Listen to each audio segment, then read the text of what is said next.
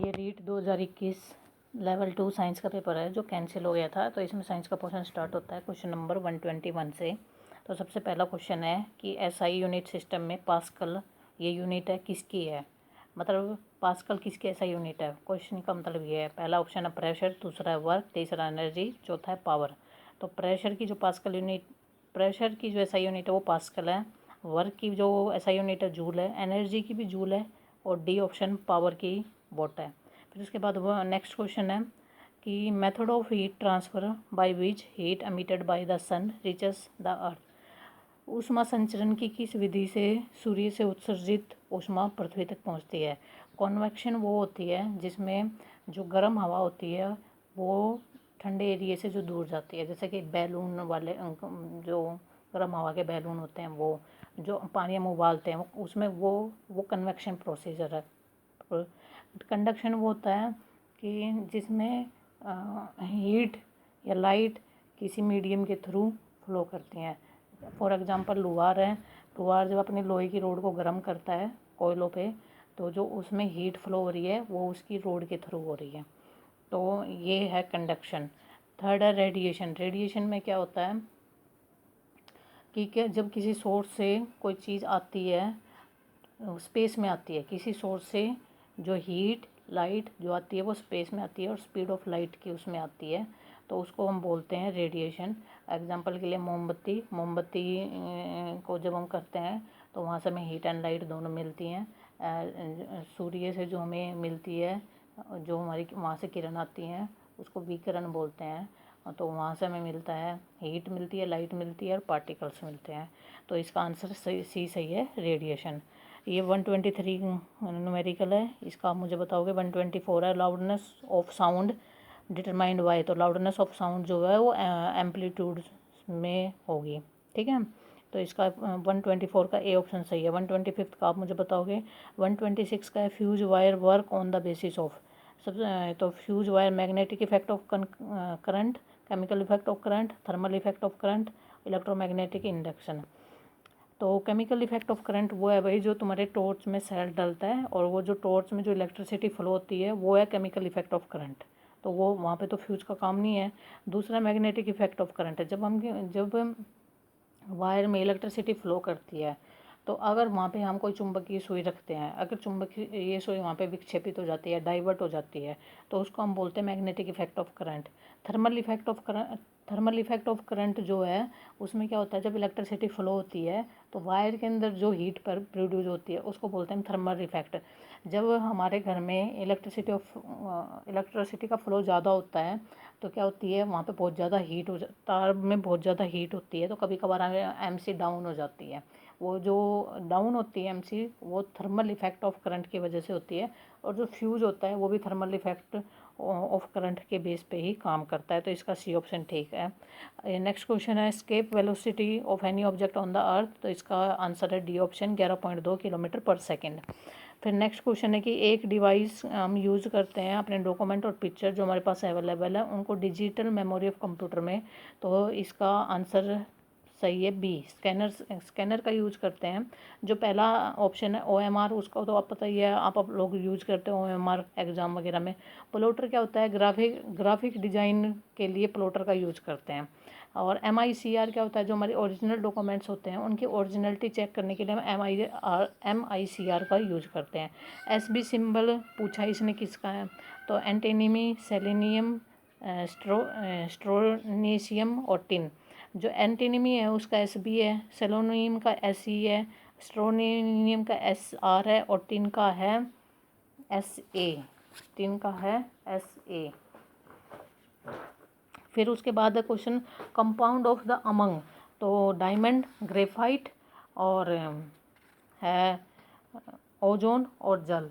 देखो जो डायमंड है वो कंपाउंड नहीं है, डायमंड कंपाउंड नहीं है। फिर उसके बाद है ग्रेफाइट, ये तो प्योर फॉर्म है कार्बन डाइऑक्साइड की, तो ग्रेफाइट भी क्या नहीं है, कंपाउंड नहीं है। ओजोन भी नहीं है क्योंकि ये ऑक्सीजन है, O3 के उससे बनता है। कंपाउंड क्या होता है, कंपाउंड वो चीज़ होती है जो दो या दो से ज़्यादा चीज़ों से मिलके बनी हुई होती है, तो उसको हम कंपाउंड बोलते हैं।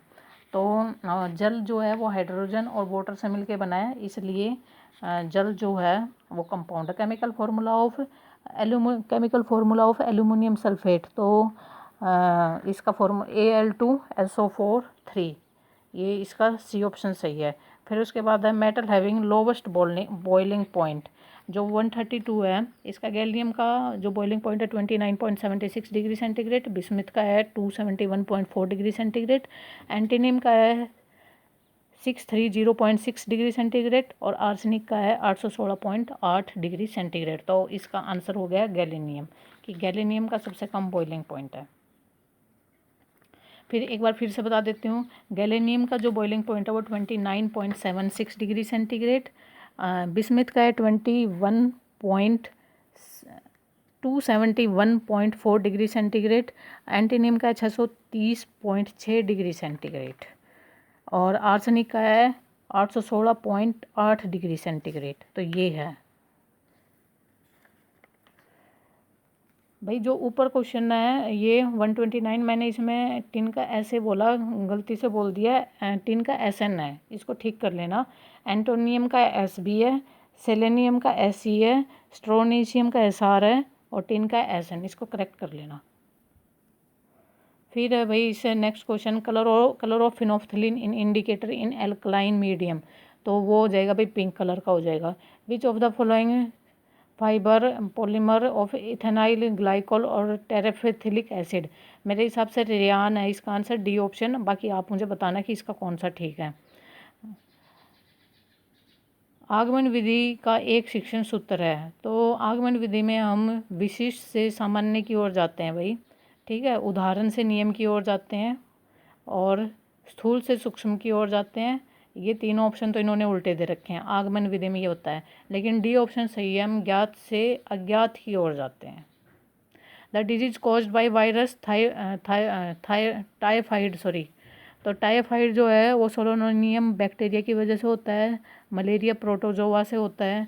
ये जो दस्त हैं ये संक्रमण की वजह से होता है, संक्रमण किसी भी वजह से हो सकता है, विषाणुओं से, जीवाणुओं से या कवक से या प्रोटोजोआ, संक्रमण किसी भी चीज़ से हो सकता है। ये जो रेबीज है ये जो एनिमल में जो सलाइवा होती है उनमें जो वायरस होता है उसकी वजह से होता है, तो रेबीज इसका आंसर है। East is the example of, खमीर जो है वो फंगस का एग्जाम्पल है। फिर है which of the following cold habitat plant, ये डी ऑप्शन सोलेनेडोलो, ये जो है कोल्ड हैबिटेट प्लांट है, जहाँ पे ये मतलब कि ठंडी जगह पे जहाँ कहने का मतलब पैदा होता है। 139 का आप बताओगे। और उसके बाद है कि which is the largest gland of human body, तो सबसे बड़ी जो ग्रंथि है वो यकृत है, उसके बाद जो बड़ी होती है वो अग्नाशय, मतलब सबसे लार्जेस्ट यकृत, फिर उसके बाद होती है अग्न्याशय और ये थाइमस और अधिवृक्क, ये भी हमारी ग्रंथियाँ होती है। ये थाइमस तो यहाँ होती है नीचे, गले के नीचे, और ये जो अधिवृक्क होती है दोनों किडनियों के बीच में होता है भाई, बट ये छोटी होती हैं। The site of fertilization in human female is, इसका सी ऑप्शन सही, सी और डी, वैसे तो 99% सी सही है, लेकिन 1% डी, तो इसका एक्यूरेट आंसर आप मुझे बताना कि आप अगर आप लोगों को पता हो कि क्या है। वैसे सी ऑप्शन है अंडवाहिनी नलिका, most common mode of asexual reproduction in hydra, तो भाई हाइड्रा में जो एसेक्सुअल रिप्रोडक्शन होता है, अलैगिंग जनन का मतलब ये होता है कि इंसान अकेले ही अपनी अगली जनरेशन को तैयार कर ले, अलैगिंग जनन का मतलब ये होता है। तो जो मुकुलन होता है वो अकेला ही कर लेता है, उसके सिर के ऊपर वो होते हैं, उसकी बॉडी के ऊपर थोड़े थोड़े मतलब कि ऐसे एक छोटा सा आप लगा लो हमारी हाफ उंगली जैसा स्ट्रक्चर होता है, और उसके चारों तरफ थोड़े थोड़े सींग निकल, हल्के हल्के सींग होते हैं, उन सींगों का ही उस सींग से ही ये अपनी नेक्स्ट जनरेशन कह लो या और हाइड्रा पैदा कर लेते हैं, तो उसको बोलते हैं मुकुलन। द्विविखंडन अमीबा में होता है, जो अमीबा का सेंटर होता है वहाँ से उसकी पार्टीशन होती है, और वहाँ से जब पार्टीशन होती है तो वो दो अमीबा, मतलब वो एक अमीबा तो ऑलरेडी था, और जब उसकी पार्टीशन होती है तो वो दो अमीबा में कन्वर्ट, मतलब दो अमीबा और आ जाते हैं, तो दो द्विविखंडन अमीबा में होता है। और उसके बाद ये है जो फर्स्ट ऑप्शन बीजाणुकजन, ये जो होता है फर्न में होता है, मोस में होता है, फंगस में होता है। मोस जो होती है वो एक काई आप लोगों ने देखी है जो सिंपल हमारी नालियों में होती है, और फिर जब उस काई के ऊपर हल्की हल्की घास घास सी पैदा हो जाती है तो मोस उसको कहते हैं। फर्न एक टाइप का पेड़ होता है, और जो ये फंगस है ये आप लोगों को पता ही है क्या होता है। और ये बहुविखंडन जो होता है ये आम काई में होता है। और प्रोटोजोआ मतलब कि जिससे हमें मलेरिया वगैरह होता है उनमें ये बहुविखंडन होता है। The term of next question है, the term of hot spot was given by, ये नॉर्मन मेयर्स ने दिया था भाई। Which of the following technique is most suitable disposal bio medical waste, biomedical waste को जो मोस्ट सूटेबल टेक्निक है वो है भस्मीकरण, B option. Which of the following known as the, next question है, which of the following known as the birdman of India, तो इसका answer है सलीम अली। सलीम अली को बर्डमैन ऑफ इंडिया के नाम से जाना जाता था। APJ अब्दुल कलाम को मिसाइल मैन, CV रमन को रमन इफेक्ट के लिए, और होमी जहांगीर बाबा को आर्किटेक्ट ऑफ न्यूक्लियर एनर्जी के तौर पे जाना जाता था। द मेन, ये पूछा है इन्होंने, जीरा राजस्थान में कौन से ज़िले में होता है, इसका आंसर आप लोग बताना कौन से में होता है। इसे नेक्स्ट का भी आप बताना।